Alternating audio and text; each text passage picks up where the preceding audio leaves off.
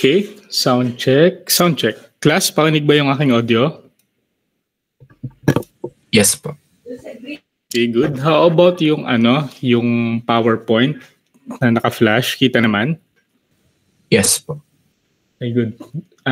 Before we start, so okay na ba yung ating recording for the meet today? Yes po. Okay, good. So sige, let's start with our lesson today.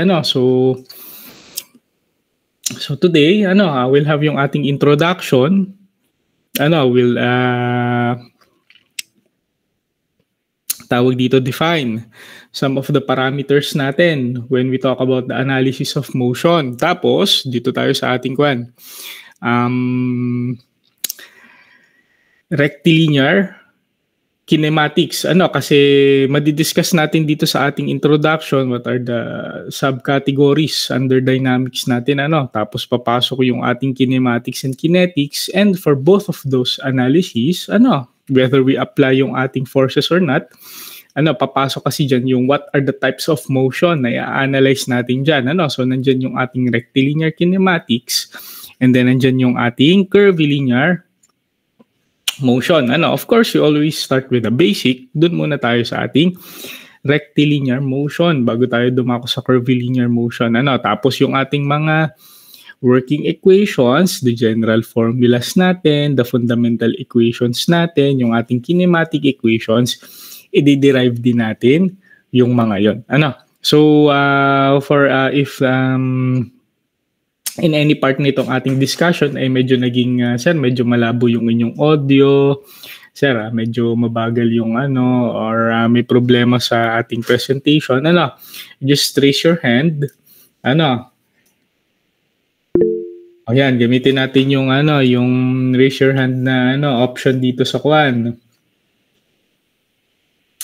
Tapos i-address na lang natin, so you can chat din yung inyong yung inyong tawag dito mga questions, inquiries, so we can stop yung ating discussion and i-address kung ano man yung problema.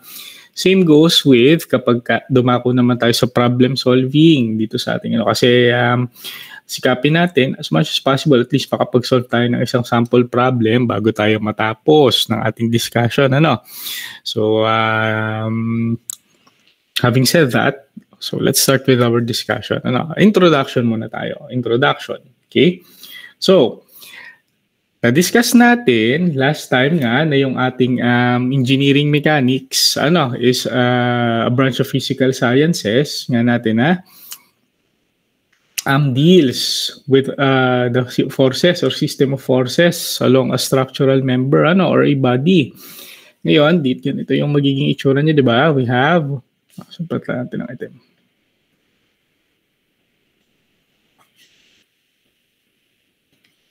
Yung po bang sinusulat ko, kita naman ng lahat? Yes po. Okay, good. So we have dito yung ating engineering. Tama. Engineering mechanics. Under engineering mechanics natin, nandito yung ating dalawang branches. Dito yung ating statics. Ito naman yung ating dynamics. So, hindi na natin masyadong ipapaka-discuss siya. Pero basically, yung sa statics natin, kung maaalala nyo, di ba, nandiyan yung ating structural member. Mostly yung ating horizontal beam. Let's say meron tayo dito sa side na ito na pin connection.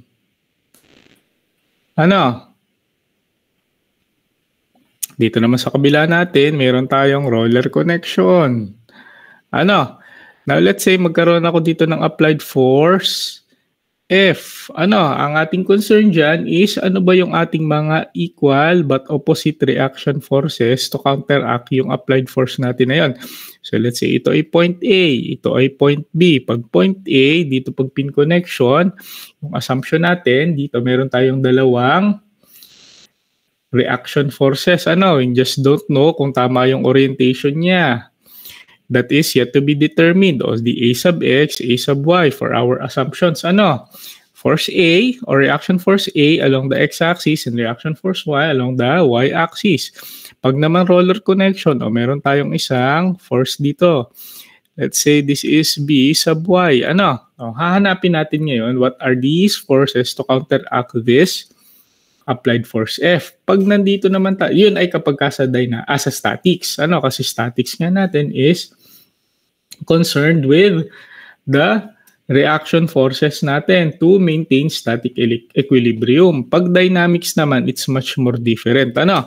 Hindi na yung ganitong mga rigid structural member, yung ating mga pag-uusapan na natin dito mostly objects. Magsisimula tayo dito sa mga simpleng particle, object, basically a single point that is in motion.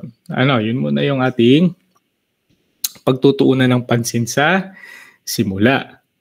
And as we go along, mas magiging complex yung ating mga analysis. Nagsimula tayo sa isa. Sunod, mamaya ang gumagalaw na natin na moving objects na natin, 2, 3, even more. Tapos, interconnected na siya. Yun yung ating mga pag-uusapan dito. So, give you a simple example ng kung ano yung mamimit natin dito sa ating dynamics. Let's say meron tayo ditong slope, or this surface along theta.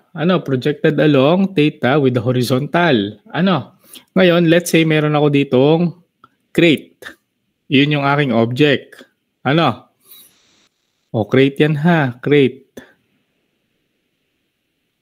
Let's say yung sa crate ko na yon, nag-apply ako ng force F. Ngayon, we are not interested with the reaction forces lang dito to maintain static equilibrium kasi basically, kapag ka nag-apply ako ng force dito, granted that it overcomes the force of friction, itong surface na ito, gagalaw ito to this direction. Di magkakaroon siya ng velocity, acceleration, tapos given at a specific time t, magkakaroon siya ng displacement. Yun yung mga sinusukat natin na parameters na dyan. Pag nag-apply ako ng force, ano yung kanyang reaction forces and ano yung kanyang corresponding motion. So kung dito sa structural member natin, dito lang yung mga reaction forces lang ang ating pinagtuunan ng pansin. Paano ba natin makukuha itong mga forces natin na ito? Yung summation of forces along the x-axis, summation of forces along the y-axis, yung summation ng moments along a single pivot point, yun yung mga methods natin of analysis dito. Dito sa dynamics, we are interested not just with the reaction forces and so force na in-applied natin, but kung ano yung kanyang magiging motion. Because granted, this is a non-frictionless surface, so laging meron tayo diyang magka-counteract na frictional force. The frictional force natin is the force that resists the direction of motion. So kung saan yung ating direction of motion, lagi siyang nire-resist. Laging pakontra siya doon. So yung force niya, yung projection niya is along the opposite direction. O bukod dito, meron din tayo nitong ating force of our weight or yung ating weight, di ba yun yung ating gravitational force? Weight is in newtons. Just like yung ating forces. Kaya naman yung kanyang if you break down yung ating weight, yung kanyang formula is the mass times the acceleration due to gravity. Kilogram meter per second squared, which is 1 Newton. Force din po siya. Okay? So yun yung ating pag-uusapan dito sa dynamics. We're just not concerned with the reaction forces to maintain static equilibrium. We are concerned with the reaction forces together with the corresponding motion. Dito papagalawin na natin. Kaya meron nga tayong meme niyon, kung mababasa ninyo. Once na nag-take na kayo ng dynamics, so mas madami na kayong alam kaysa sa mga structural civil engineering. Kasi sila mostly concerned lang dun sa stability ng isang structure, kayo nagpapagalaw na kayo. Mas complex. Di ba kaya nga yung ating dynamics, ang prerequisite niya ay statics. So yun, mechanics, the branch, engineering mechanics. The branch of physical sciences that is concerned with the state of rest or motion of bodies subjected to the action of forces. Ngayon, under naman dito sa ating dynamics, meron tayong dalawang subcategories pa. Dito naman papasok yung ating kinematics and yung ating kinetics. Now sir, baka matanong sa exam, what is the difference between kinematics and kinetics? So kapag ka kinematics yung pinag-uusapan natin, we are concerned simply with the geometry of motion. Geometry of motion. Ang concern lang natin dyan is yung ating basic parameters. Dito yung ating displacement with the variable s, velocity, as well as acceleration. Isasama na din natin dyan yung time kasi all of these parameters are measured along a time frame. Hindi pa natin dito isinasama yung ating forces. Kaya nga sabi dito, without reference to the causes of motion. Ano ba yung magkakos ng motion? Forces. Hindi pa natin siya sinasama. Kinematics natin is the basics. Basic natin siya. Ngayon, pag pumunta na, basahin natin yung kanyang definition. Kinematics describes the motion of points, objects, and system of group of objects without the reference to the causes of motion. Ano mga ibig sabihin nyo dun? When we say point, it is a single point that is in motion. Let's say this is point of origin O. Ito yung aking initial point.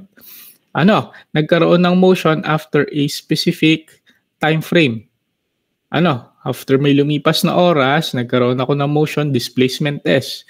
Ito na yung aking point A. Nandito na siya. So a single point. Object, pwede nating sabihin na, let's say sa halip na isang point, let's say yung kagaya ng example natin kanina, ang ginamit natin dito ay yung ating crate. Object na siya. Or system of group of objects kapag hindi na lang siya iisa na object. So pag nasa motion of several particles na tayo, mas madidiscuss natin yun. Yung iba't ibang objects measured along a single or a interconnected time frame na lahat sila ay nagkaroon ng motion simultaneously. So ganun yung ating mga may encounter when we say kinematics. Describes the motion of points, objects, and system of group of objects without reference to the causes of motion. Lahat ito, hindi pa natin kinoconsider yung mga forces. So ito, hindi pa natin isasama when we talk of kinematics. Doon tayo magsisimula. We'll start with the basics. Kasi with the kinetics, kasama na natin yung forces.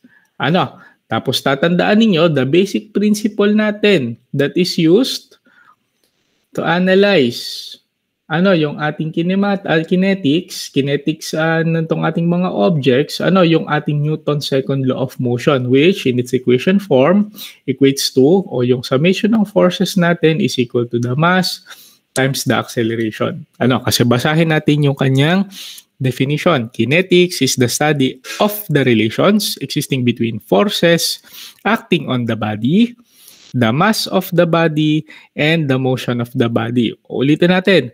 Study of the relations existing between the forces. Forces take note, forces. Pwedeng summation siya ng forces, hindi lang iisa. The net force. Okay? Then, the mass of the body. So, ito yung mass of the body. And the motion of the body. The motion of the body attributed to by its acceleration. Ito yung kanyang motion. Okay? Clear po tayo dun sa ating definition. Okay lang so far? Okay. How about yung iba? Okay, good. Again, kung may questions, you just simply raise your hand. Next. Kung meron tayo nitong ating, sulat ulit natin kung meron tayo nitong ating engineering mech, tapos meron tayo nitong ating statics, dynamics, tapos under ng dynamics, meron tayong kinematics, meron tayong kinetics, meron pang dalawang subcategories naman yan. Itong ating both kinetics and kinematics. Kasi diba ito, walang forces. Dito, meron ng force. Now, the analysis natin ng mga applied forces or whether kung meron nga siya or wala, bukod doon ay i-analyze din natin what are the types of motion. Na ating pag-uusapan doon. It all boils down sa simpleng dalawa lang. It's either rectilinear motion or curvilinear motion. Now, sir, nabanggit kayo, meron tayong translation, meron tayong general motion. Now, yun kasi ay pag mas complex na yung ating mga analysis. Yung mga rigid bodies na natin or mga mechanism na natin yung ating mga ina-analyze yung motion na yun. But basically, it all boils down pa rin sa rectilinear tsaka curvilinear motion.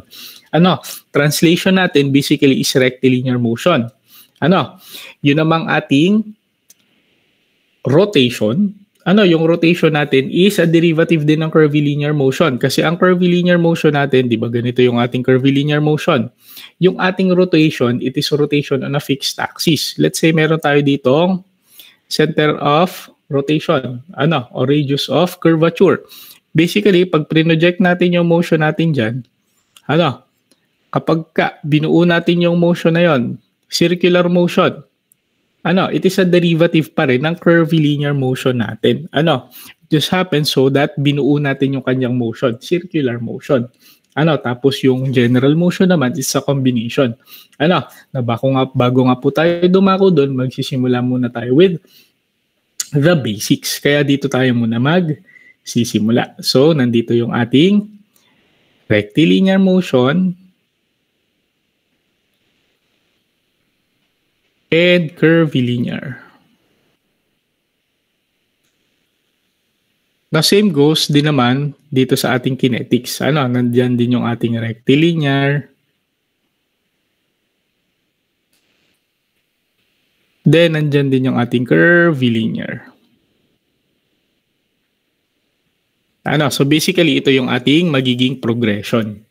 Clear po tayo dun so far. So, medyo hindi nyo pa siguro na appreciate kasi hindi pa natin siya masyadong napapag-usapan. Nandito pa lang naman tayo sa introduction. This is just a heads up.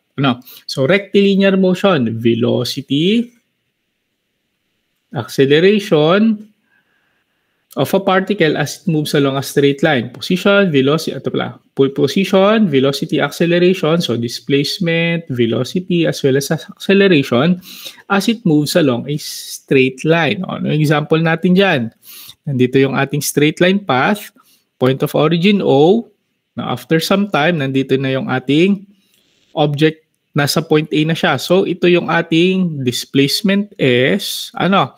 Along that displacement, nandito yung kanyang velocity at nandito yung kanyang acceleration. Along a straight line.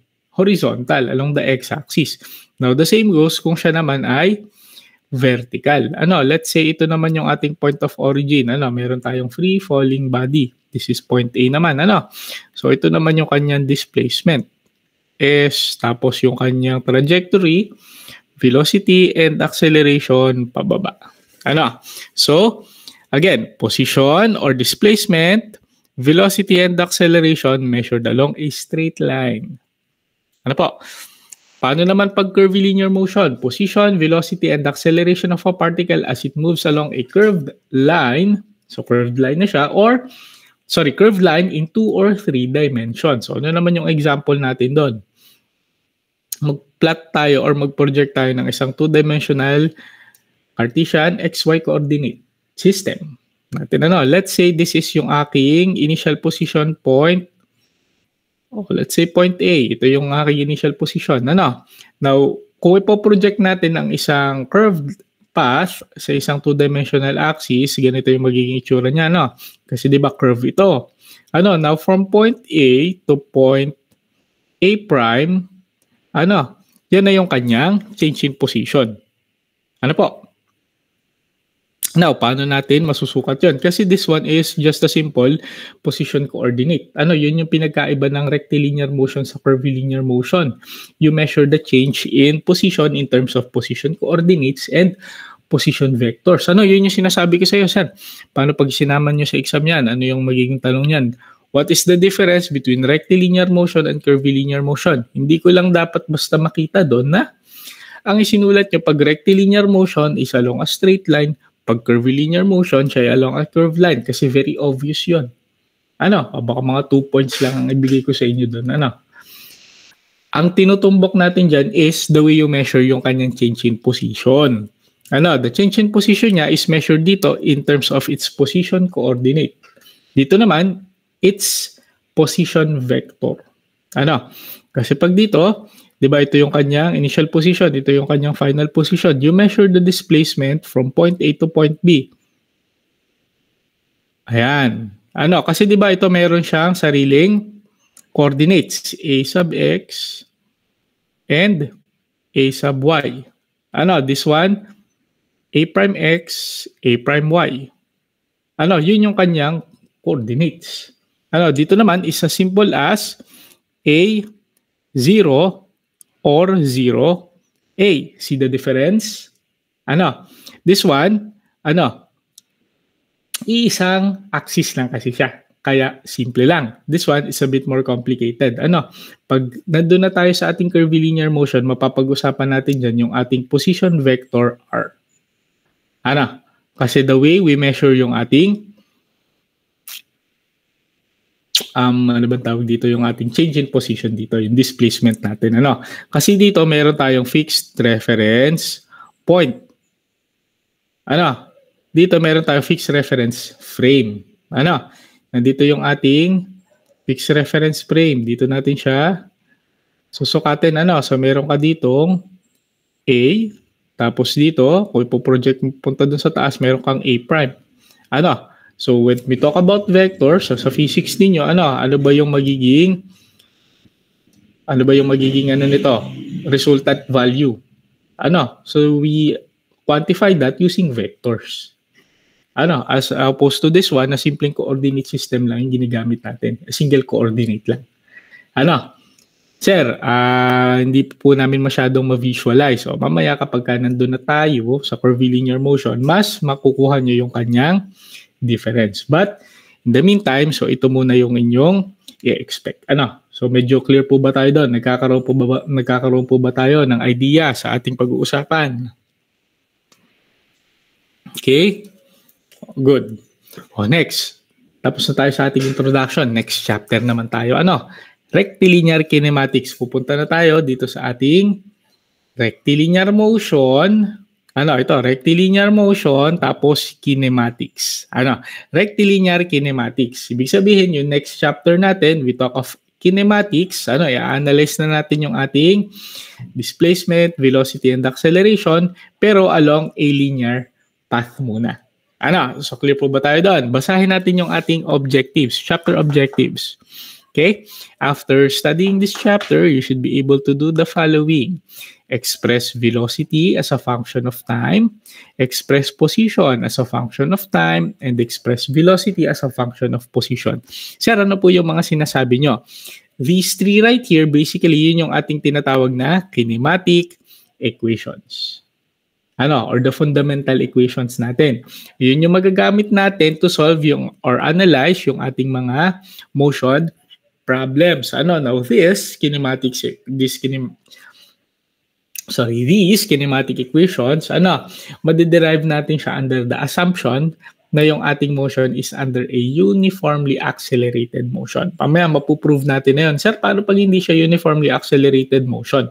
Paano pag siya ay uniform motion? Ibig sabihin, mapuprove lang natin doon na kapag uniform motion, kung ano po yung kanyang initial velocity, yun yung kanyang final velocity. Kasi uniform nga yung motion niya uniform yung motion. Hindi nagbabago yung motion. Ibig sabihin, kung ano yung bilis mo, hindi na magbabago. Hindi ka babagal, hindi ka bibilis. Now, this chapter will focus on the study of dynamics by discussing the kinematics of a particle that moves along a rectilinear or straight line path. Study of dynamics, discussing the kinematics of a particle.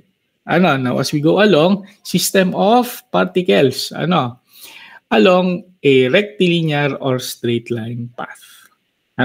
Now, bago natin gawin yon, let's try to define muna yung mga parameters na pinag-uusapan natin kanina.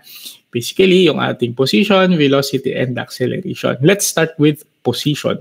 Diba sinabi ko sa inyo, rectilinear kinematics. Rectilinear motion. We talk about the position coordinate. Kasi pag curvilinear motion, position vector na. Let's start with the position coordinate. It is defined by the positive or negative distance from a fixed origin on the line. Ano example natin dyan? The motion of a particle is known if the position coordinate for a particle is known for every value of time t. Let's say meron tayo dito ang horizontal axis. This is my point of origin, O. Sinabi natin, it is defined by a positive or negative distance from a fixed point. So, let's say after a given time, nagkaroon ako ng displacement at A. Ito yung ating positive displacement. Kasi when we talk of position coordinate, particularly with the displacement, vector quantity po yun. So, ano ba yung ating ibig sabihin pag vector quantity? Going back dun sa inyong physics. Pag vector quantity tayo, it has both magnitude as well as direction. Na ngayon, magmamatter yung direction mo dito, kasi importante yon sa analysis ng iyong motion. Velocity mo, velocity sa vector quantity din.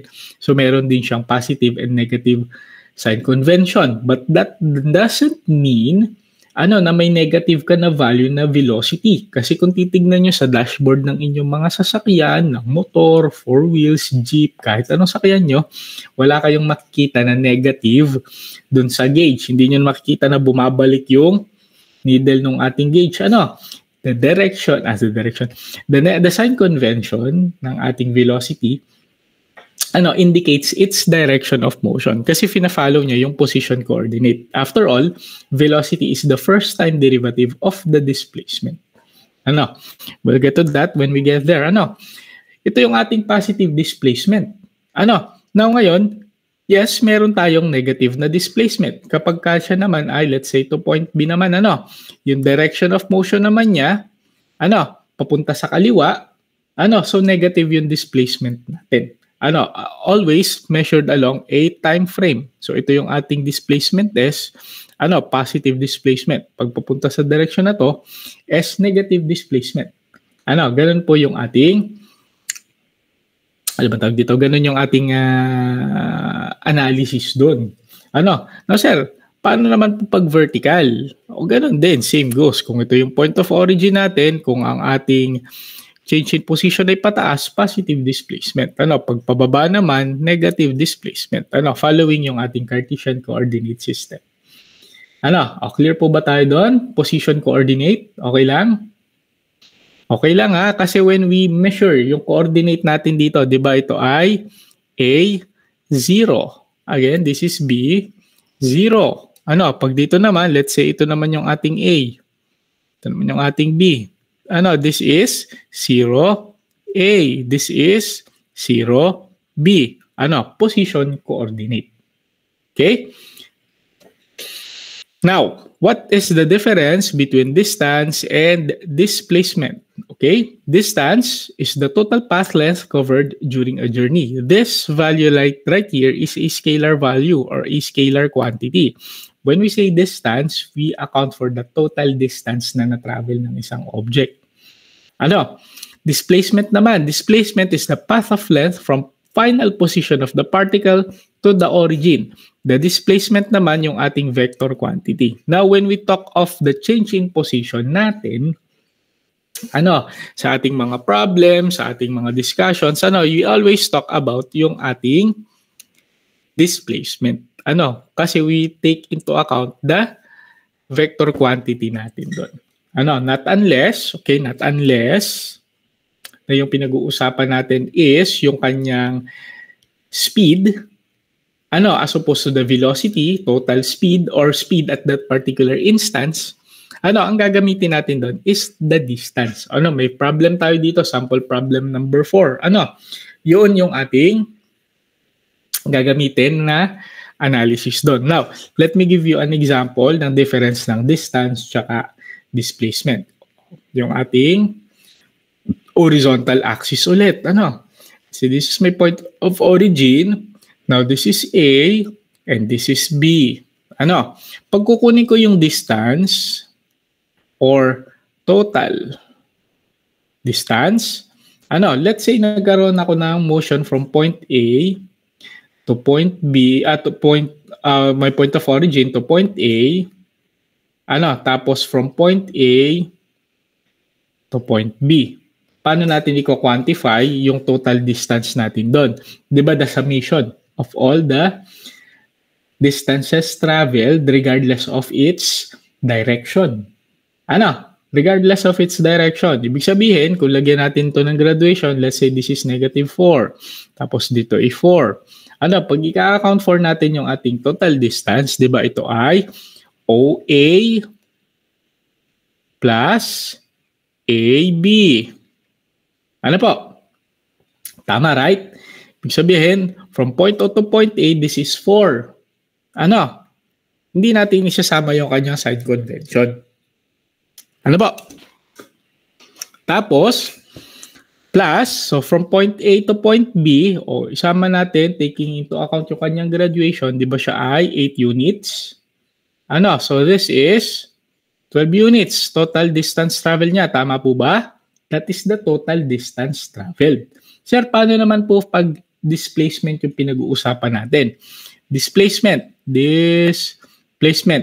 given the variable S. Pag displacement kasi, we talk of the final position minus the initial position. Hindi mahalaga dito kung ano yung na-travel mo. What is the total distance traveled? What's important here is kung ano yung final position at ano yung initial position. Kasi kung dito yung ating ite-take into consideration using the graduation natin dito, using yung ating mga units dito kung paano siya na-plot. Ang final position niya ay B. So isusulat natin dito B minus yung initial position niya at the point of origin O. Okay? Ngayon, kung ilalagay natin, lalapat natin yung mga units or yung mga values natin dyan, ano ba yung ating unit or ano ba yung graduation natin at point B? Ano ba yung ating measurement doon? 4 units, di ba? Minus, at the point of origin, 0. That means na yung kanyang displacement S is equal to 4 units. Now, see the difference doon? 4 units at saka 12 units. The total distance kasi dito, in-account for natin yung kanyang travel from point O to point A, then from point A to point O ulit. Di ba it cancels out in the grand scheme of things? It just cancels out. Pero when we talk of the total distance,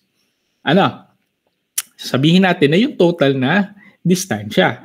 Pero kapag displacement yung pinag-uusapan natin, how much are you displaced? Yung change in position, yung pinag-uusapan, hindi yung magnitude of what or how much you traveled. Kaya dito, final position minus initial position. Now, sir yung mas mahalaga dito sa dalawa? Itong displacement ang inyong tatandaan lagi.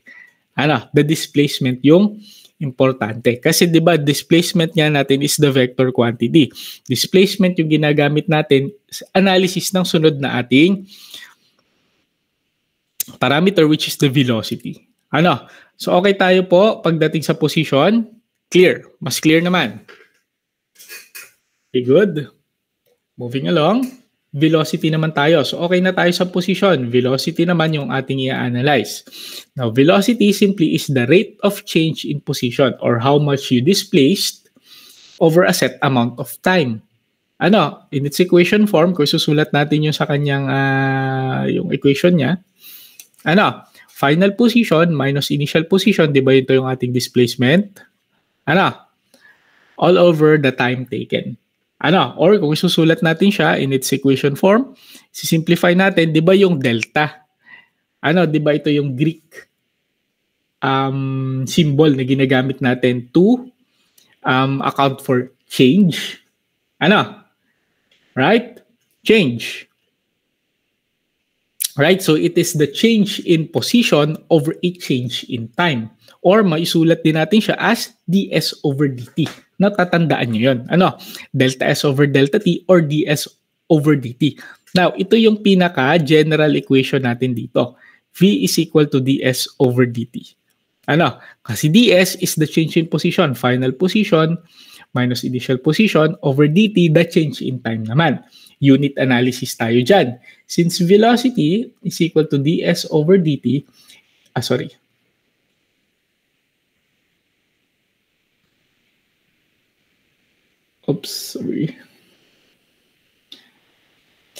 ds over dt, so we have a change in position over a change in time.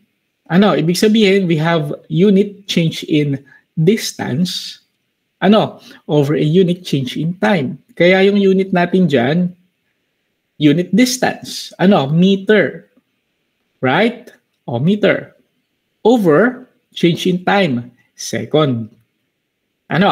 Yan ay kapag ka SI. Paano naman pag English? So we have feet per second. Velocity, the change in rate of change in position.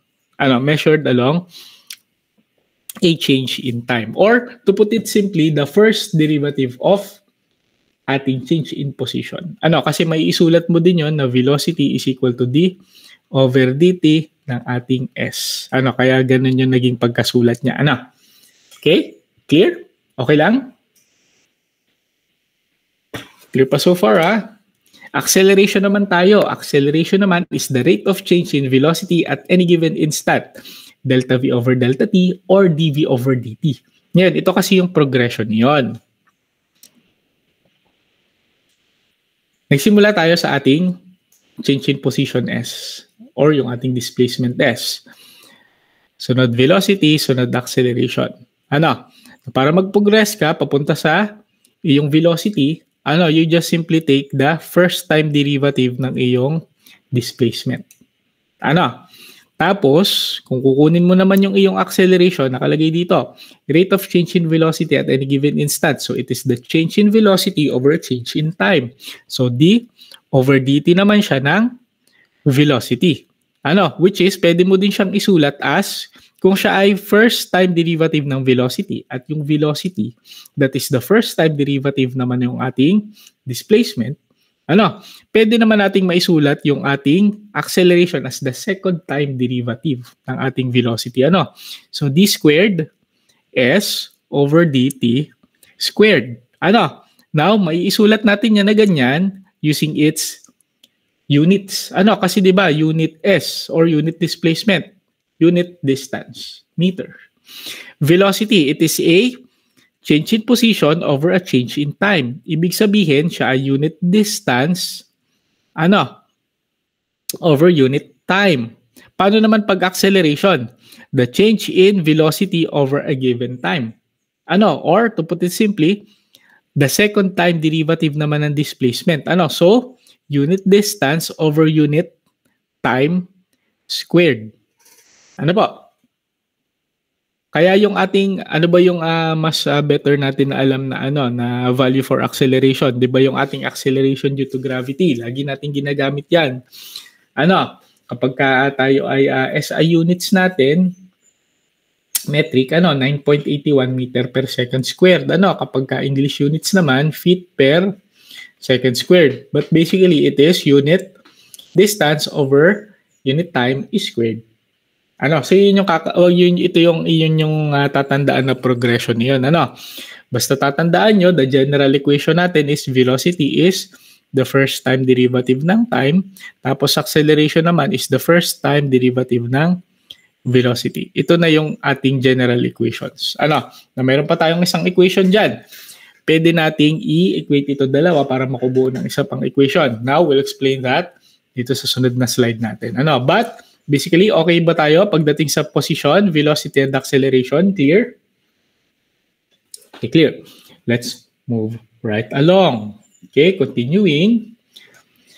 At constant acceleration, A is equal to A sub C, the kinematic equations can be integrated to obtain the formulas that relate A sub C, velocity, displacement, and time. Ito yung ating kinematic equations na sinasabi. Now, nakalagay dito, assuming that acceleration is constant. Ito kasi yung tinatawag natin na uniformly accelerated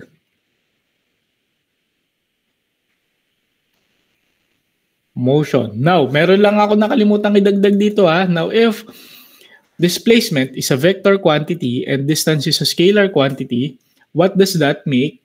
Velocity. Ano yung velocity natin? Velocity naman natin is also a vector quantity. Ano? Right? Bakit? Kasi it takes into account the direction. Diba, sabi ko sa inyo, sir, paano po kapag lumabas natin na value ng velocity ay negative 8 meter per second squared? 8 meter per second. Sir, meron pa tayong value na negative for the velocity. Now, that does not necessarily mean na negative yung value ng velocity mo. Kasi obviously, sa gauge ng mga sasakyan, hindi bumabalik yung needle papunta sa kaliwa. Laging papunta sa kanan. Ano? Now, this sign convention basically just gives us yung kanyang direction of motion. Kasi di ba the final position minus initial position. Now, let's say yung motion natin ay from point A to point B. Ano? O di magiging siyang A minus B. Let's say 0 minus negative 2. Right? Ito yung ating displacement S. S is equal to 0 minus negative 2, right? Ganun yung ating magiging connotation doon. Ano? Na kapag ganun yung ating case doon, ano ba yung gagawin natin doon? The negative sign convention natin doon, baliktad. The final position natin is B. Hindi nyo ako kinokorek.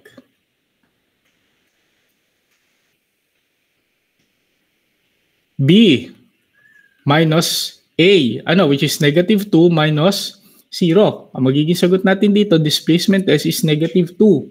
Right? Kapag ginamit naman natin siya to account for the velocity, let's say ito ay nangyari over a span of 2 seconds din. So ang velocity niya, negative 2 all over 2. Right? Meter per second. So velocity niya, negative 1 meter per second. Sir, wala naman tayong negative. Again, that just accounts for the direction of motion. Di ba yung direction of motion natin papunta sa kaliwa? That means yung sagot natin para sa velocity is equal to 1 meter per second with its direction of motion to the left. Kaya siya naging vector quantity. It accounts for the direction niya. Ganon din kapag ka-acceleration. Sir, paano naman pag-acceleration? Pag-acceleration po kasi, ang ating connotation na dyan ng acceleration does not necessarily mean, kasi yung mga graph natin dyan and everything, hindi na lang natin papahabaan yung explanation. But basically, yung ating direction of motion for this one does not, so yung negative sign convention natin dito does not necessarily mean a direction of motion. Kasi again, when you plot the graph niya, ito, sa acceleration, what it means is it's kung whether it's acceleration or deceleration. Kasi 'di ba kapag ka-acceleration natin, positive, 'di ba acceleration siya. Pag acceleration natin, negative yung value, 'di ba deceleration. Kasi babagal ka. Okay tayo doon? Clear tayo doon? Basta tatandaan nyo lang 'yon. Acceleration positive, so acceleration, nag-accelerate. Negative acceleration is deceleration. Going back to this. Yung assumption natin to account for yung ating kinematic equations uses the concept of a uniformly accelerated motion. Again, paano ba natin maintindihan ang konteksto ng isang bagong word sa atin or bagong concept sa atin? We try to break down yung kanyang mga words. Para makakuha tayo ng context. Uniformly accelerated motion. Yung kanyang counterpart is the uniform motion. Ano yung kanyang pinagkaiba? Kasi when we say, dito muna tayo sa uniform motion na. When we say uniform motion, di ba uniform? Hindi siya nagva-vary, hindi siya nagbabago. Just like yung ating uniform. Lagi mong yun suot. Yun nga yung uniform, hindi mo pwedeng baguhin. Yun yung standard, yun yung ginagamit natin parati. So when we say uniform motion, hindi siya nagbabago na motion. Pag hindi nagbabago ang motion, let's say naglalakad ako, meron akong initial velocity. Now that initial velocity all throughout my journey, kasi nga uniform siya, that means hindi nagbabago yon. That means my velocity here is constant. Okay? Ito yung sa mga parameters natin ha. Now, knowing na yung ating velocity ay constant, ano yung iba pa nating parameters na malalaman dyan? Now, displacement, we can truly quantify it agad. Kasi wala namang binigay sa atin na parameter for time. But, paano naman kapag acceleration? Knowing na acceleration is the first time derivative nitong ating velocity. Kapag ang velocity natin ay constant, ano yung magiging value natin ng ating acceleration? Acceleration natin will be 0. Kasi di ba it makes sense. Tama? Equation wise, wait lang ha. Let me just get my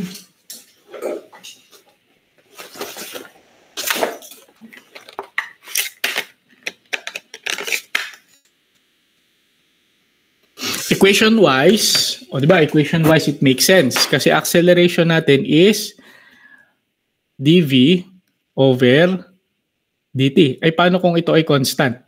Acceleration is equal to v sub 2 minus v sub 1 over dt. Whereas, v is constant. So, v2 is equal to v1. Mangyayari natin dyan, 0 all over dt. Yung ating acceleration, 0 over value is still 0. Kaya acceleration natin ay 0. It makes sense equation-wise. It also makes sense na pag ating iisipin, pag ang isang gumagalaw na object, hindi nagbabago yung kanyang velocity, hindi nagbabago yung kanyang bilis. Ibig sabihin, hindi siya nag-accelerate, hindi siya nagde-decelerate. It also makes sense. Clear po ba tayo doon? Okay lang? Ngayon, ito naman tayo sa ating uniformly accelerated motion. Pag uniformly accelerated motion naman siya, ano naman yung uniform sa kanya? Uniform yung kanyang pag-accelerate. Uniform yung kanyang pag-accelerate. That means, hindi nagbabago yung kanyang acceleration. Dito naman natin masasabi yung kanyang acceleration ay constant. Na kapag yung acceleration natin ay constant, yung velocity natin ngayon, it varies na.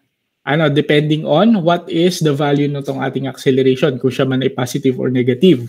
Kung negative acceleration, so, tawag dito, bumabagal siya.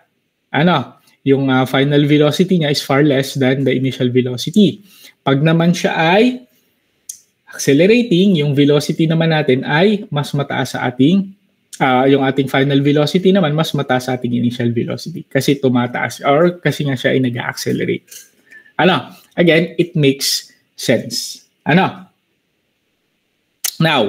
knowing na that is the case, punta tayo sa ating kinematic equations. Ito yung patatandaan ko sa inyo. Now, ano nga ulit yung recap tayo? Ano yung ating mga natandaan na equation? Velocity is equal to ds over dt. Acceleration is equal to dv over dt. Lagay nyo na sa inyong mga index card. Isulat nyo na. Na mga list of formulas. Kasi dadagdagan natin yan. Dadagdagan natin yan itong ating kinematic equations. Now, itong mga kinematic equations natin ito, velocity as a function of time, position as a function of time, and velocity as a function of position. Lahat ito ay doon natin nakuha sa ating R.C. Hibbeler na libro. So kung gusto niyo makuha yung how it is explained there, doon natin makukuha yung mga equations na to. Now, mas magbibigay ako ng mas magandang explanation dito sa inyong mga equation na ito. Kasi these equations right here, may inumit dito si Hibbeler. Or meron siyang ginawang assumption na hindi safe assumption. Or we can say na hindi kasi laging ganun yung case. Ang ibibigay ko kasi dito sa inyo na equations vary somehow. I-derive naman natin siya. Yun yung sinasabi ko sa inyo na the better way para maintindihan natin yung use ng mga equations natin is kung alam nyo kung paano siya na-derive. So this is one such example. Example kasi natin dyan, or the way kasi natin na mas magandang madiderive yung equation natin, is this way. Velocity as a function of time natin ay v sub f, lalagyan natin na ng subscript. V sub f is equal to v sub o plus a sub c t. Not much change, right? Nilagyan lang natin ng subscript.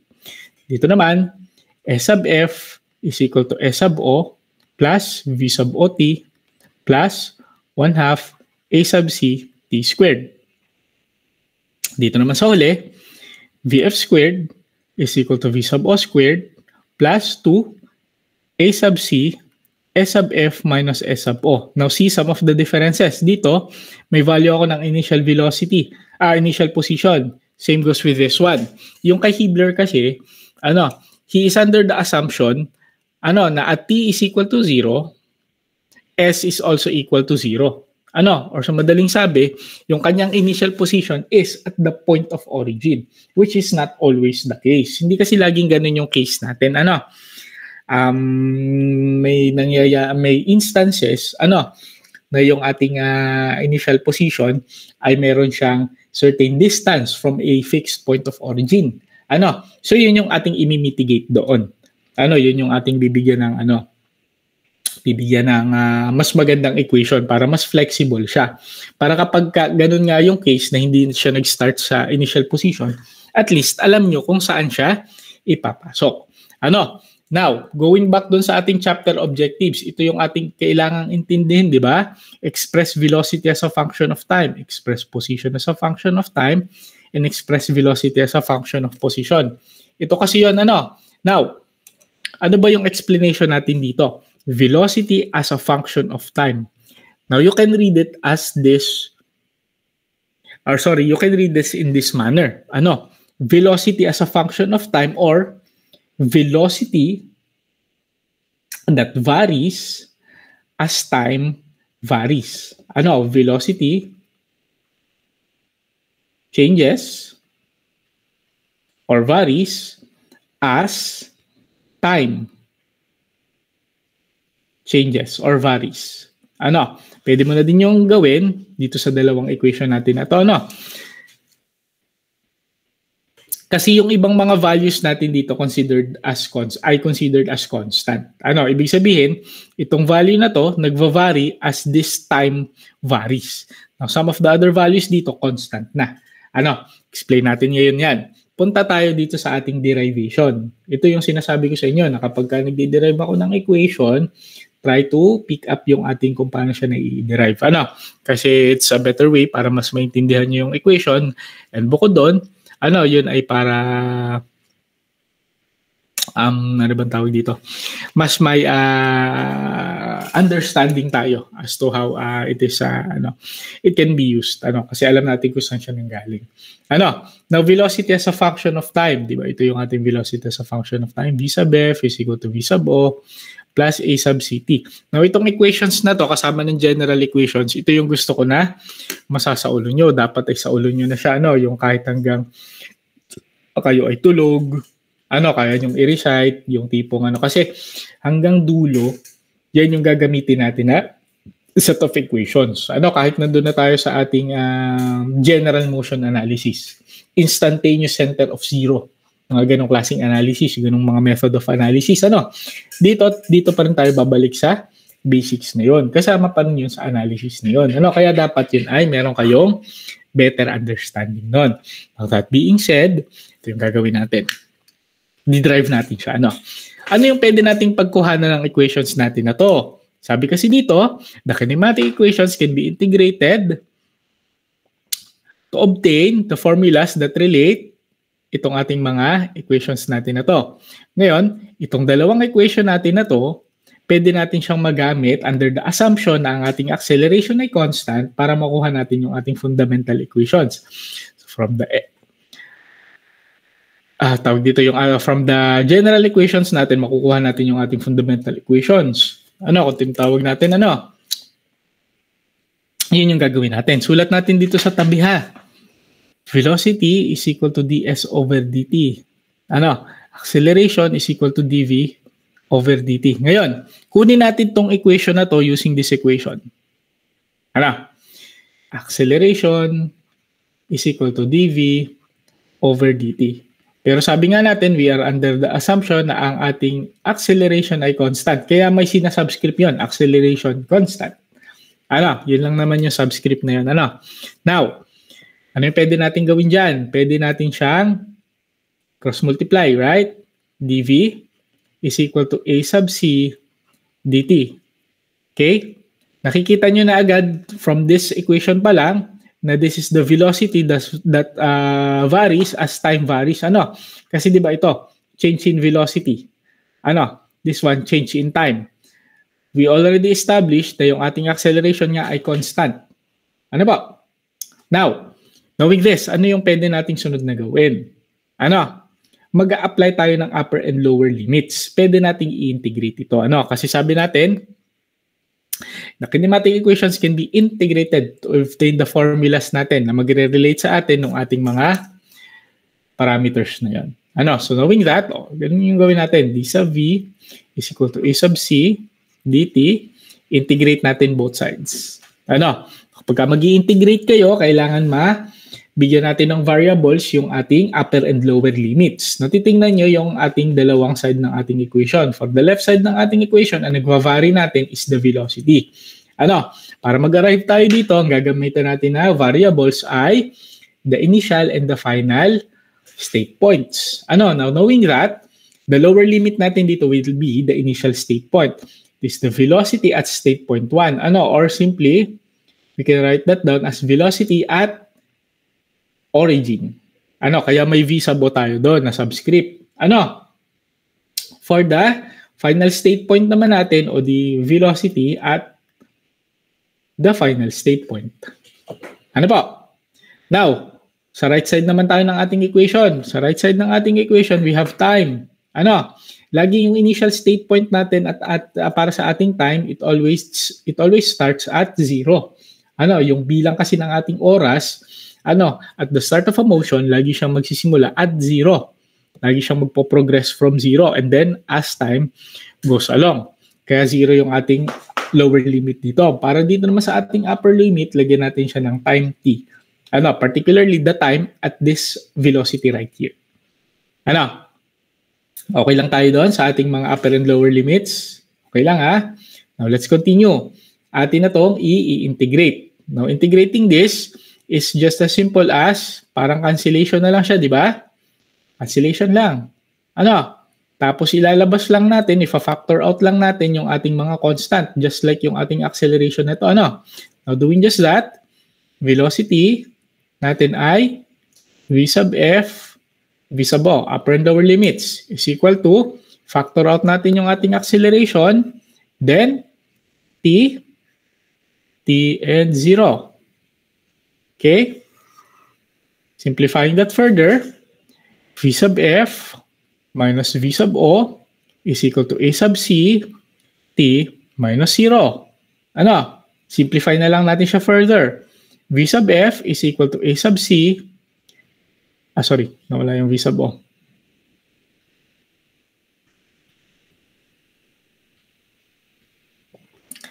V sub o plus a sub c t.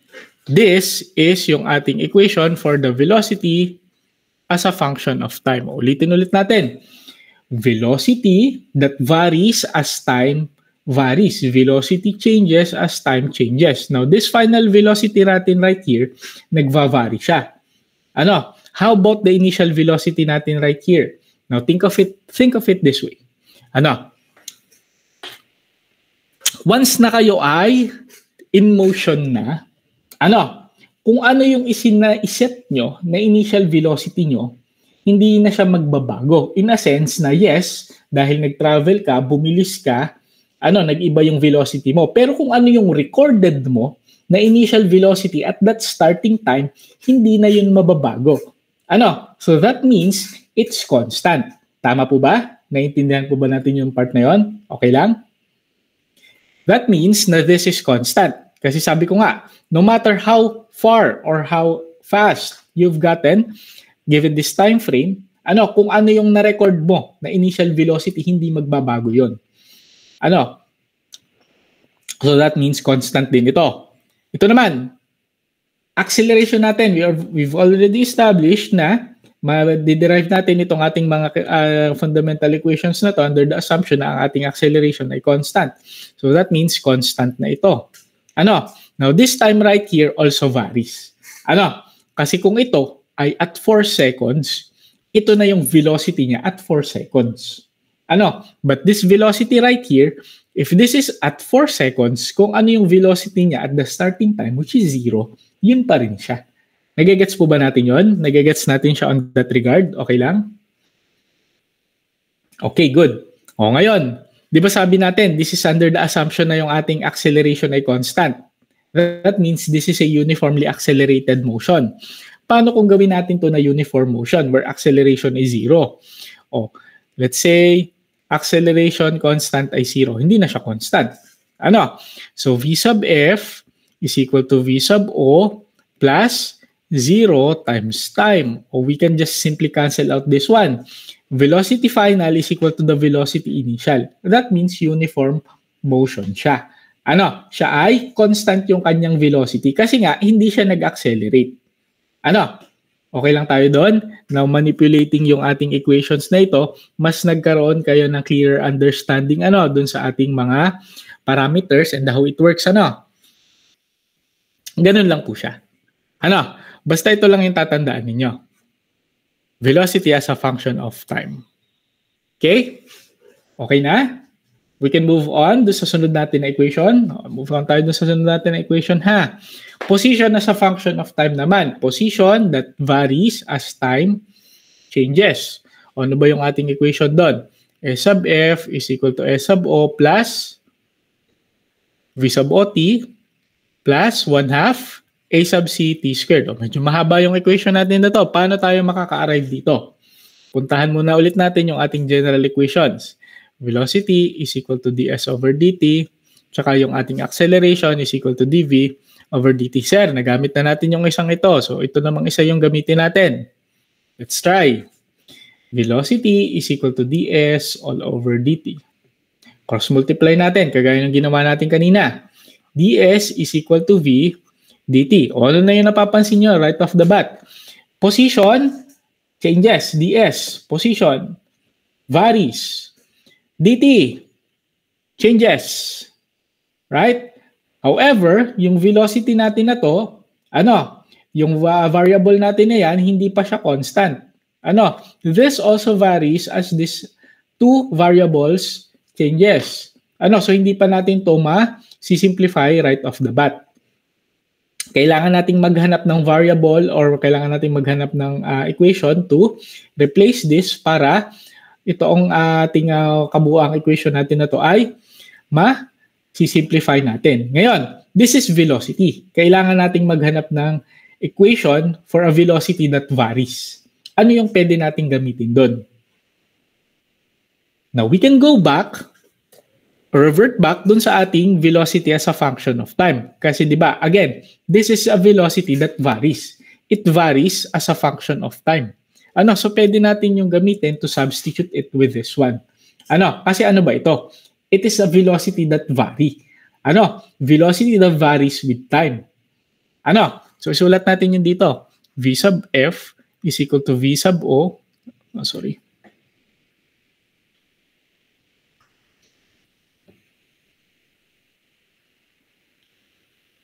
V sub O plus A sub C T.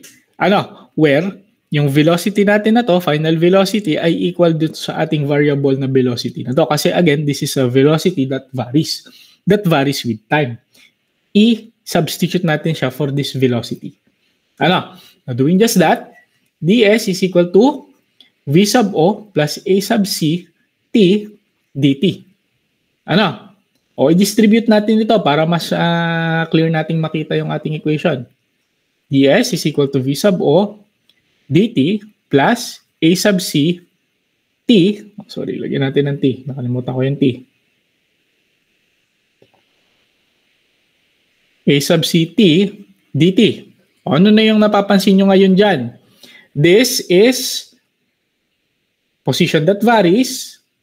This is velocity constant. Time that varies.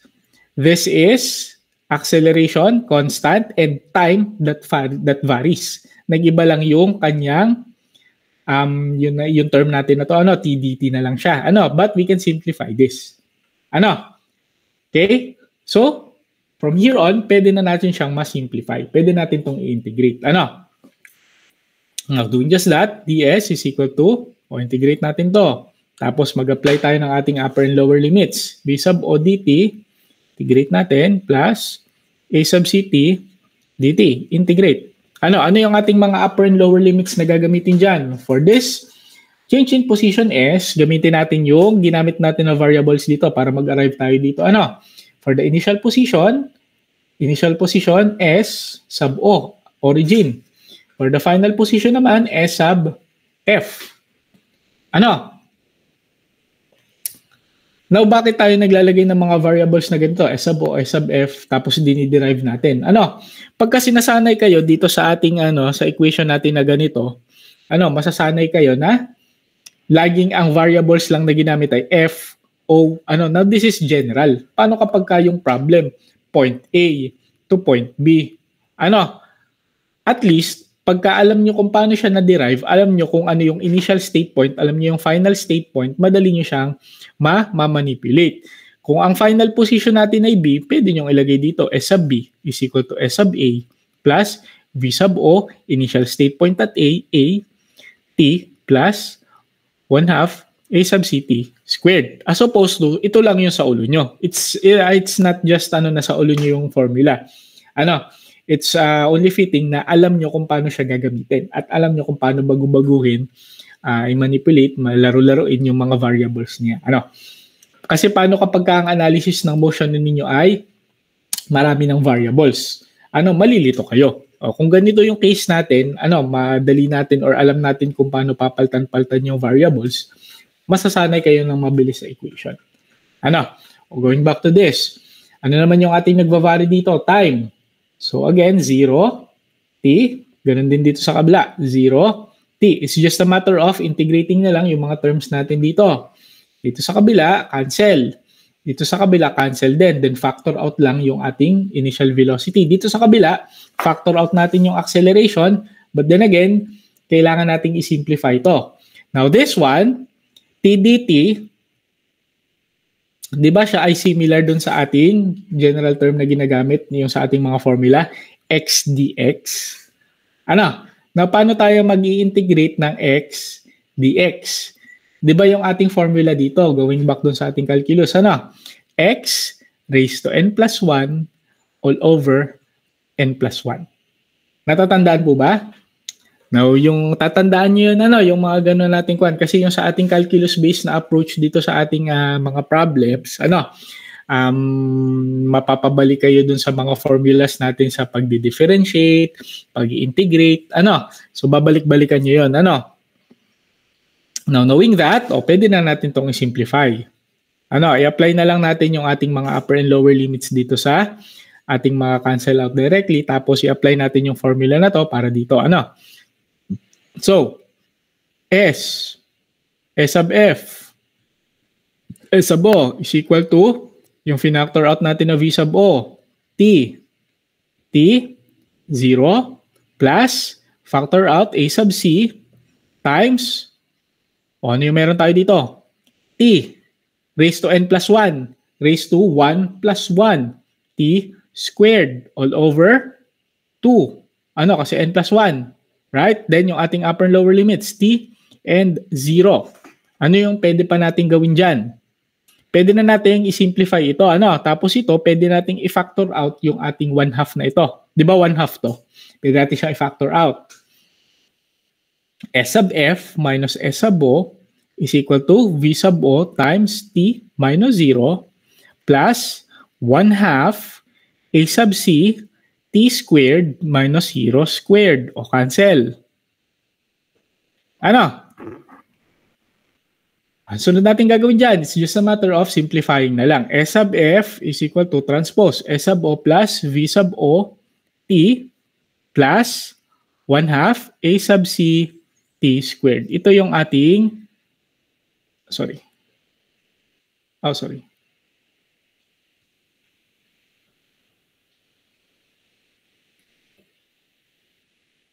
Ito na yung ating equation. Ganun din. Okay? Ito na yung ating equation. Now. Analyze natin ulit siya. Position that varies as time changes. Itong ating position natin na to, the final position, that is varying. Depende nga siya sa kung ano na yung time na nag-elapse dun sa ating motion. Esabo, ganun din siya sa ating initial velocity. Di ba sinabi natin? All throughout your journey, kung saan ka nagsimula, measuring that, hindi na magbabago yon. Kahit gaano kalayo yung marating mo on that regard na hindi naman nagbago yung mineasure mo nga na position na yon. Let's say you start at 0. Tapos after 5 seconds, nandun ka na sa 10-meter range. Kahit nandun ka na sa 10-meter range, it doesn't change the fact na nagsimula ka sa 0. Yun yung initial na position. Kaya ito, considered na din siya as constant. Nagigets ba natin yun on that regard? Kaya siya naging constant? Constant. Now, itong velocity naman natin na to, same goes with the explanation natin kanina. Constant. Time changes. Now, one half. Tapos, acceleration, again, constant. Time changes. Squared. So, ito na yung ating position as a function of time. Now, sir, yung pinagkaiba po niya doon sa kanina, walang S sub O. Idinagdag natin yung S sub O kasi we are under the assumption na yung ating S sub O is not always equal to 0. Mas flexible tayo on that regard. Kasi kapag inassume natin na siya ay 0, when T is equal to 0, S is equal to 0, o di directly ilalagay natin dito ay 0. Pag nilagay natin directly dito ay 0, mawawala yung variable na to. Ay paano kung hindi nga siya 0? Mas flexible itong ating equation na to. Kasi kung it started at the initial position of 0, o di lagay mo na lang dito, 0. Mas flexible. Unlike kapag hindi mo alam kung saan siya ipapasok agad. Right? Okay. Clear tayo doon? Okay lang? Okay lang, right? Okay. Punta na tayo sa ating last na equation. Velocity as a function of position. V sub f squared is equal to V sub O squared, right? Plus 2A sub C, S sub F minus S sub O. Ayun, ano na yung gagawin natin dyan? Ulit yung ating general equations. Velocity is equal to ds over dt. Acceleration is equal to dv over dt. Sir, nagamit na natin to parehas. Ano pa yung pwede natin gamitin na equation? Yung patatlong equation natin nito, pag-equate natin itong dalawa. Kasi diba itong change in time na ito at yung change in time na ito, parehas lang yun. Right? Equate natin siya sa isa't isa. Okay? dt is equal to ds all over v. Tapos dito sa kabila, dt is equal to dv all over a. Equate natin itong dalawang time na ito. Kasi this change in time is the same. So ds all over v is equal to dv all over a. Okay? ADS is equal to v dv. So ito yung ating patatlong equation na pwedeng gamitin. These two equations right here, general equation, ito naman, dinerive lang natin from this, magagamit din natin siya. Tapos ito yung gagamitin natin para makuha natin itong equation natin na to. And doing just that, isulat natin yon. Baliktarin ko lang para mapalabas ko na right away papunta dito. V dv is equal to A sub C ds. Kakalimutan yung constant acceleration. Right off the bat, makikita nyo na dito, this is the velocity that varies as position varies. Kasi again, constant. This one, v dv, kaparehas lang din siya ng t dt kanina. Velocity that changes. It's a variable of itself. Tapos ito, position that varies. So from here, pwede mo na siyang i-integrate. Doing just that, v dv is equal to a sub c ds. Ayan. Tapos apply lang natin yung ating tawag dito, yung ating mga upper and lower limits. So for the lower limit natin dito, since we are talking about the velocity, ganoon din sa ginawa natin kanina, initial velocity, V sub O, V sub F. Ganun din doon sa ginawa natin kanina sa position, S sub O as opposed to 0, and then S sub F. Then from here, we integrate. Dito, i-apply lang natin yung ginawa natin kanina, V dV, similar lang siya doon sa X dx, where yung formula natin, X dx is equal to X,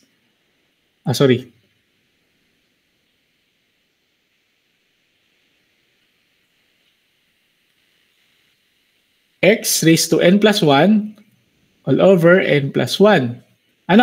Simplify na natin siya, ha? Velocity natin dito, velocity raised to n plus 1. So, V squared all over 2. And then, yung ating upper and lower limits, V sub F, V sub O is equal to, factor out natin yung ating acceleration, A sub C, right? Tapos, S, kasi ito, cancellation na lang siya, di ba? S sub F, S sub O. Ano pa yung pwede natin gawin dyan to simplify this further? Pwede nating i-factor out ito, yung 1/2.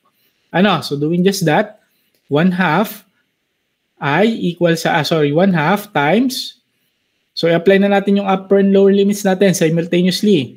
V sub F squared minus V sub O squared. Tama, right? This is equal to A sub C multiplied by S sub F minus S sub O. Lipat natin yung 1/2 pa kabila. Cross-multiply natin, we are left with V sub F squared minus V sub O squared is equal to 2 A sub C S sub F minus S sub O. Transpose na lang natin ito pa kabila. V sub F squared is equal to V sub O squared plus 2 A sub C S sub F minus S sub O. We arrived to our final equation natin dito. O ngayon, analyze natin ulit siya isa-isa. Velocity as a function of position. Velocity that varies as position varies. Now, this velocity right here varies kasi ito yung final position natin. This velocity natin, as we've established kanina, constant siya. So, same as with acceleration. Now, this final position natin right here, yung final position natin na yun yung final position natin na yun at the final velocity na ito.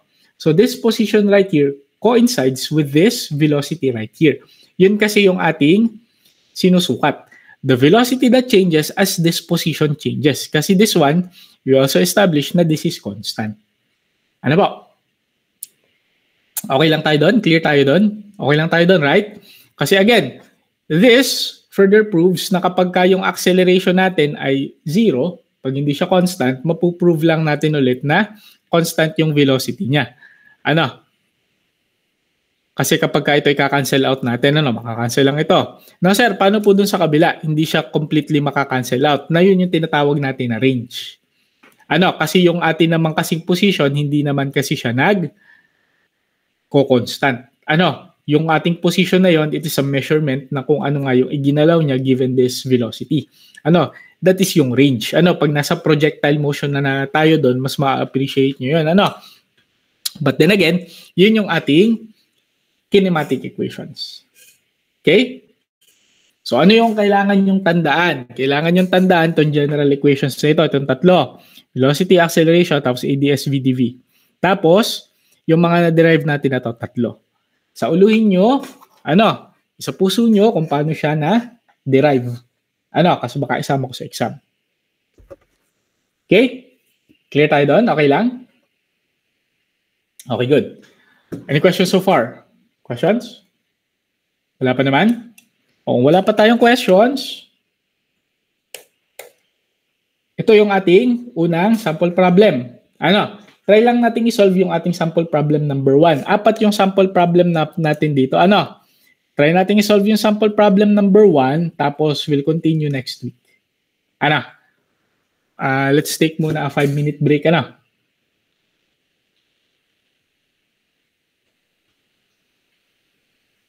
Break muna, 5 minutes.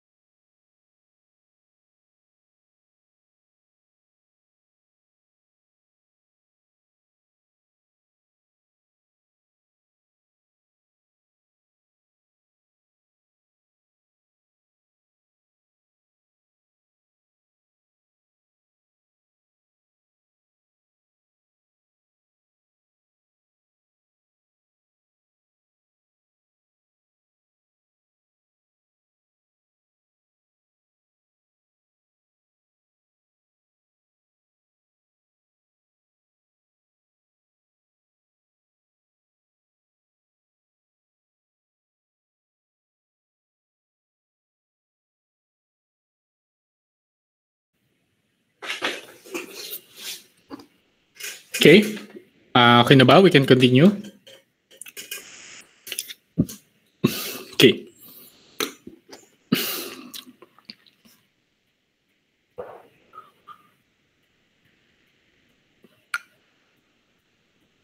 So sample problem number 1 tayo. Basahin natin yung sample problem number 1 ha. Pakihanda na yung mga calculator. Mga scratch, mga lecture notes natin. Let's try to solve this problem all together. So the car in figure 12-2 moves in a straight line. Kinematic, dito rectilinear kinematics nga tayo. Moves in a straight line such that for a short time its velocity as defined by velocity is equal to 3t squared plus 2t in feet per second. So naka-English units tayo. Where t is in seconds. Determine its position and acceleration when t is equal to 3 seconds and when t is equal to 0, s is equal to 0. Now safe yung assumption dito. Kasi yung kanya initial position is 0 at t is equal to 0. But then again, sabi ko nga sa inyo, that is not always the case. So let's try and solve yung ating sample problem na ito. Now, ano yung ating sequence ng ating pagsosolve ng sample problem natin? So ganito yung more or less hihingi natin. First, starting with the given, ano ba yung binigay sa atin dyan? Velocity is equal to 3t squared plus 2t in feet per second. Now, huwag nyo din kakalimutan yung kanyang mga units. Mahalaga din yung mga units niya. What else? Ano pa yung binigay sa atin dyan? 3t squared plus 2t in feet per second or t is in seconds. Condition na lang yung sunod na binigay sa atin. Sabi din, when t is equal to 0, s is equal to 0. Right? Ano yung sunod na hinahanap sa atin dyan? We need to find A. Kailangan daw nating mahanap yung kanyang position and yung kanyang acceleration. So A, we need to look for s. But not just s ha. S at t is equal to 3 seconds. Yun yung tinanong sa atin Determine its position and acceleration when t is equal to 3 seconds. So yung atin namang B, atin namang B ay yung kanyang acceleration at t is equal to 3 seconds. Yun yung ating mga isosolve dito. Okay? So, pagkatapos ng ating mga find yung ating mga unknown, what you need to find, sunod yung ating schematic diagram or yung ating figure schematic. Simple lang naman in this regard, simple lang din siya yung ating kotse o kotse yan ha. Tapos yung kanyang hinahanap kasi natin is yung kanyang change in position S, which is unknown. This is at the point of origin natin. Hinahanap natin yon kasi this happened in a span of t is equal to 3 seconds. Bukod doon, meron tayong velocity na binigay na 3t squared plus 2t. In feet per second. Hinahanap din natin yung kanyang acceleration. Kasi very clear naman dito sa ating figure, na yung kanyang direction of motion papunta sa kanan. Positive displacement. So, ano yung gagawin natin para makuha yung ating mga unknown na yun. So basically, ito na yung schematic diagram natin. Again, medyo basic pa tong ating problem na to. Medyo simple lang kasi medyo introduction pa lang din naman tayo dito. But, it gets complicated. Darating tayo sa point na pag nasa kinetics na tayo, babalik kayo dun sa inyong statics na mag-EFBD kayo. Ka-quantify nyo or ipo-project nyo yung series of forces sa isang body. So, yun yung medyo balik-balikan natin. Kasi ating gagamitin pa ulit yun. And it varies sa kung ano yung object natin. In this regard, kotse yung ating object dito. So, continuing. Solution. Solution naman na yung sulod natin. We need to solving for S at T is equal to 3 seconds. Ngayon, ano pwede natin gawin para mahanap yung S natin na to? Let's refer back dun sa ating equation, general equations. velocity ay ds over dt, acceleration dv over dt. Now ngayon, hindi natin na medyo hindi relevant na magamit dito yung ating kinematic equations. Ano? Kasi ang binigay sa atin dito, mga values natin ay in its equation form. Ano? So expect ninyo more often than not or most of the time, if not all of the time, kapag binigyan kayo ng mga equation, naka-equation form yung ating mga variables like velocity and acceleration, more or less, tayo dyan ay kakalculus based na approach. Ano ba yung isa pa natin dito? ADS is equal to VDV. O ano yung relevant natin na equation na pwede magamit dito? Hinahanap natin ay S. So pwede natin itong gamitin. Kasi meron tayong binigay na value ng velocity. Tapos yung time natin, may binigay naman tayo na upper and lower limits. Right? So let's try and use that. Velocity is equal to ds all over dt. ds is equal to v dt. Where velocity is equal to 3t squared plus 2t. So substitute natin yon directly dito. ds is equal to 3t squared plus 2t dt. Ano yung mapapansin nyo na dyan? Pwede nating i-integrate na both sides after natin dinistribute ito. Para makakuha tayo ng sagot. Kasi makakancel out natin to pag in-integrate natin na to. So matter of just applying yung ating upper and lower limits. Time check natin, 8:51 na pala. So may kasunod kasi akong klase dito. Let's just wrap it up na lang. Tawag dito? Ibibigay ko sa inyo kung paano siya isolve. Tapos kayo na lang yung mag-continue on your own. Anyway, ito naman ay naka-Hibler na libro. Kung gusto nyo tignan. Integrate nyo both sides. ds is equal to 3t squared plus 2t. Distribute na natin. 3t squared dt plus 2t dt. Tapos i-integrate na natin siya. Just apply yung upper and lower limits. Then you simplify. Dito sa time, ang ating upper and lower limits, 0, tapos yung time natin at 3 seconds. Now, notice na hindi ko pa agad dito sinasubstitute yung 3. Mga variables muna yung ilagay natin, para makukuha natin yung ating working equation. After natin masimplify yung working equation, saka natin i-substitute lahat ng mga values. Now dito, S sub O and S sub F. Notice na hindi ko din agad isinubstitute yung ating 0 dito kasi alam nga natin it started at 0. Simplify natin siya na maayos. So this is just a matter of cancellation. Tapos ito naman, applying lang ulit yung ating formula sa x dx, x n plus 1 all over n plus 1. So ano yung gagawin natin dyan?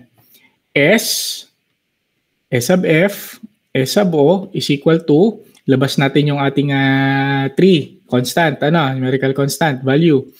3, tapos, t raised to n minus 1. Ano yung exponent niya? 2. 2 plus 1, 3. All over 3. We can cancel this out right away. T, 0. Plus, how about this one? Bas natin yung 2.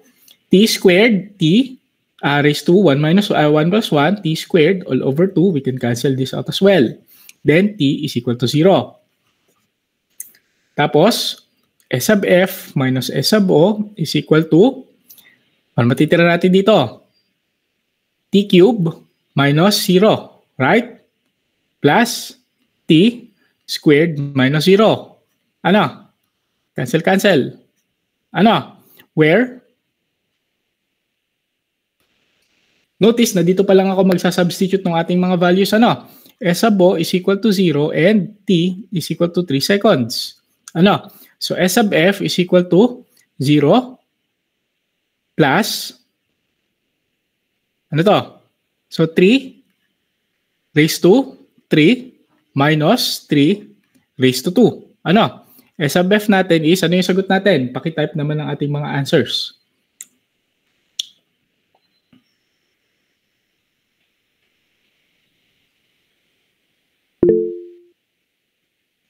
Oh yes, ano yung answer natin? Sir, question lang po. Yes. 3 cube minus 3 squared po. Or 3 cube plus 3 squared po. Plus. Sorry, plus. Ano pala, plus pala ito na. Sorry. Ang answer po ay 36 feet po. 36 feet, very good. Ano, so plus pala. Sorry for overlooking that. Ano, plus. So 36 feet. Very good. Huwag kakalimutan yung ating unit. 3 cube plus 3 squared. 36 feet. Ano? O ngayon, medyo ubos na lang yung oras natin. Ibibigay ko sa inyo kung paano natin sasagutan yung B. Ano? Solving for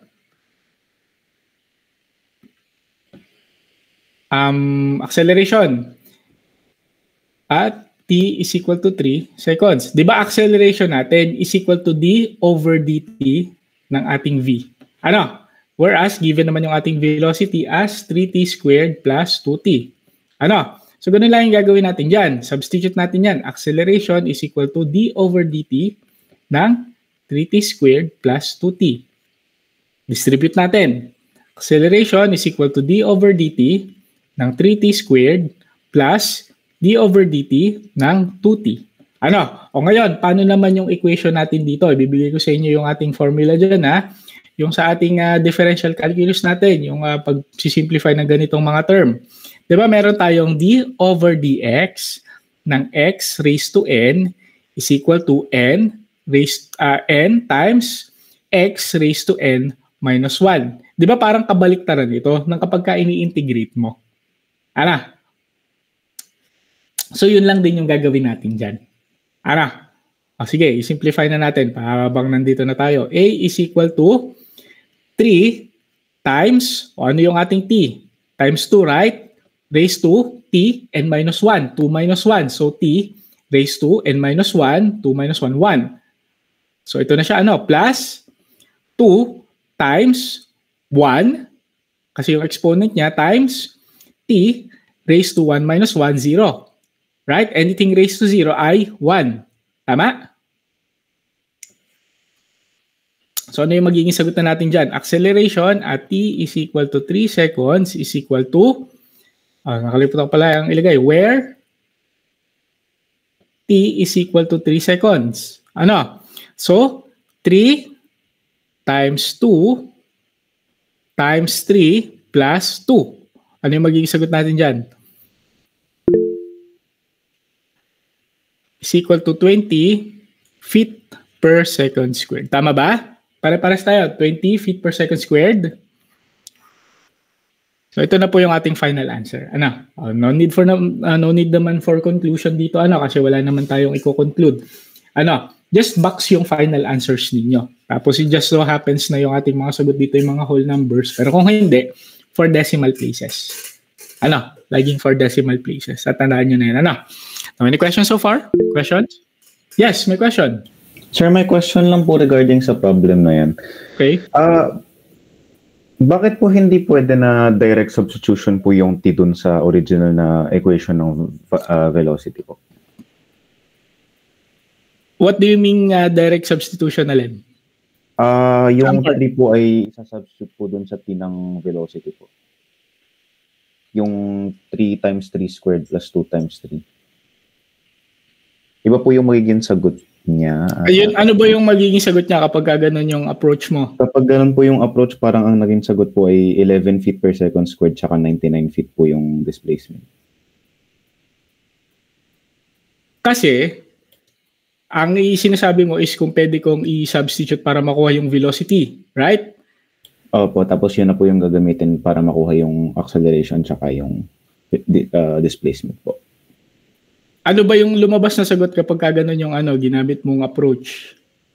Yung 11 feet per second squared po tsaka 99 feet. Now, notice na hindi siya hindi lumabas yung expected na sagot natin.